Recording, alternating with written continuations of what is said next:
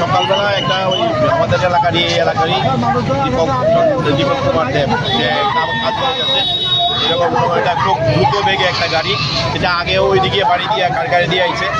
গাড়ির নাম্বার হলো TR01 BB1810, একদম স্পট তাহলে ডেট করে দিয়েছে। ভাগ্য আমাদের এলাকার যারা ইয়ে আছে ছেলেরা মিলে গাড়ি আমরা আটকাইছে, ড্রাইভাররা আমরা পুলিশের কাছে তুলে দিচ্ছি।